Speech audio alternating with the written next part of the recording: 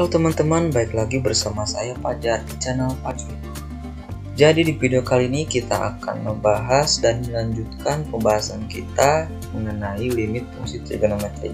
Tapi di video kali ini kita akan berlanjut pembahasannya ke limit fungsi inverse trigonometri. Oke, jadi tanpa basa-basi lagi, mari kita ke pembahasannya. Nah, seperti yang kita tahu, di dalam matematika itu banyak pembalikannya, kayak eksponen sama logaritma gitu. Kayak ada pembalikan gitu lah, kayak positif dan negatif, pembagian dan perkalian itu kan pembalikan gitu. Nah, di trigonometri juga atau di limit fungsi trigonometri juga ada pembalikan ya. Sebutannya yaitu fungsi inverse trigonometri. Oke, misalnya fungsinya adalah X sama dengan sin Y, maka fungsi inverse dari sinus tersebut, sinus Y ini didefinisikan sebagai kita balik yang inputnya, kan itu inputnya itu kan Y ya, sedangkan si X itu adalah variabel terikat berdasarkan seberapa besar Y-nya. Jadi Y-nya itu adalah variabel bebas, kalian mau cantumkan berapapun untuk Y-nya, karena Y-nya itu bilangan real, misalnya untuk radian lah, dan X-nya itu terikat oleh nilai dari Y-nya. Oke. Nah, pembalikan atau inverse-nya adalah kita balikan inputnya menjadi variabel bebas ya. Nah, jadi yang si Y-nya ini kita balik menjadi variabel bebas gini. Nah, jadi di luar ya. Sehingga Y sama dengan arcus sin X. Nah, dengan cara yang sama pula, kalau X sama dengan cos Y, kita bisa balik juga menjadi Y sama dengan arcus cos X. Sama halnya dengan tan juga ya. Nah, sebenarnya ada 3 notasi ya dalam inverse trigonometri. Jadi tidak hanya menggunakan kata arcus, tapi juga ada beberapa yang menyebutkan notasi-notasi dalam inverse trigonometri, yaitu salah satunya adalah sin pangkat min 1, ini sin inverse ya, atau asin ya, tapi ya karena ini agak sedikit aneh gitu ya, asin kayak makanan aja asin. Habis itu ini kalau ditulis agak ribet ya, mending aja kita pilih dalam sesi kali ini sebagai arcus saja ya. Jadi sebenarnya kalian jangan terfokus pada arcus aja. Jadi kalau misalnya ada soal-soal yang serupa, misalnya ada istilah baru kayak asin atau sin pangkat min 1, ini adalah inverse ya, atau sama dengan arcus gitu. Oke.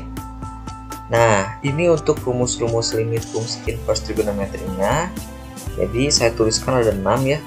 Yang pertama, limit arcus sin X per X saat X mendekati 0, 1 dan seterusnya sampai arcus cos.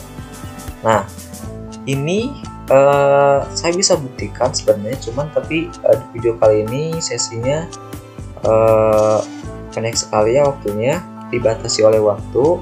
Jadi saya akan membalikkan proses pembuktiannya dari yang sudah diketahui ini yang dihasilkan oleh rumus yang kita dapat pada video sebelumnya. Jadi buat kalian nih yang masih belum atau yang ketinggalan ya, atau yang masih belum nonton video sebelum ini, saya cantumkan video atau playlistnya di deskripsi di bawah ya.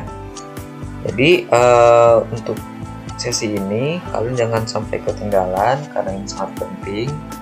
Buat apa ya, kan kita kan sekolah ya, jadi ya buat ulangan gitu kan sering ada ini arcus atau ya pembalikan gitu. Oke.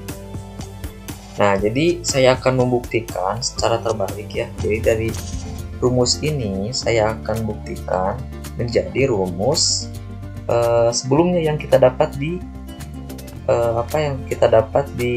video sebelumnya gitu ya. Nah, gini. Oke, kan kita tahu nih rumus yang tadi kita buat adalah limit arcus sin x per x saat x mendekati 0 itu adalah 1. Dimisalkan y-nya itu atau arcus sin x-nya itu menjadi y ya. Sehingga kalau kita balik lagi, kan kita ini proses pembalikan ya. Kalau kita dibalikin si x-nya menjadi y ya, y-nya jadi x, maka kata arcus ini akan hilang atau ya dibalik gitu.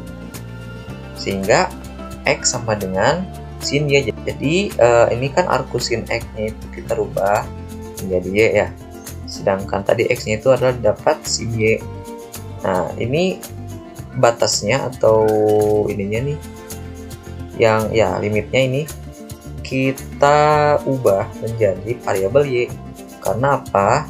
Oke, karena kan tadi semulanya adalah x dan x itu nilainya adalah min 1 sampai 1. Ini di mana? Nah, kalau kalian perhatikan tadi kan saya bilang kalau y itu atau kalau x itu tergantung pada seberapa nilai y ya. Jadi y-nya itu bebas. Tapi karena ini ada sin, berarti kan sin itu cuman punya nilai di antara minus 1 sampai 1. Berarti otomatis kalau ini min 1 sampai 1, otomatis yang kirinya sebagai bagian dari kesamaan, maka sama aja dengan sin gitu ya. Sehingga x-nya akan memiliki batas min 1 sampai 1. Nah, untuk y-nya min pi per 2 kurang dari sama dengan y kurang dari sama dengan pi per 2. Ini dimana ya, kalian tinggal masukin aja. Misalnya kan ini min pi per 2 masukin ke sini nih. Ya, masukin ke sini. Ini sama dengan min 1. Ini adalah nilai yang paling kecil. Sedangkan ini adalah nilai yang paling besar. Sehingga saya batasi y-nya itu dari ini ke sini. Nah, apa hubungannya? Nah, hubungannya adalah, coba perhatikan kalian kalau masukin x ya. Kalau masukin x ke sini ya, berarti 0 sama dengan sin y kan ya. Nah, y-nya berapa atau sin y-nya berapa supaya menjadi 0? Berarti ya kemungkinan y-nya itu adalah 0 ya. 0, sehingga ya kita bisa asumsikan y-nya itu sama aja kayak yang x, yaitu mendekati 0. Nah, ini hubungannya seperti ini. Nah, tinggal kalian operasikan ya sebenarnya. Oke ya, sebenarnya dalam rumus sebelumnya, dalam rumus video sebelumnya, kita kan udah dapat nih bentuk ini, dan ini benar terbukti bahwa hasilnya adalah seperti ini ya. Y per sin y itu adalah 1. Tapi kalian kalau misalnya familiar dengan salah satu rumus saja itu gak apa-apa. Tapi kalian harus modifikasi dengan aljabar sehingga bentuknya kan jadi 1 per sin y per y. Ini kan sama aja kayak yang di atas. Sebenarnya kalau kita uraikan lagi, ini kan bisa ke atas nih di y.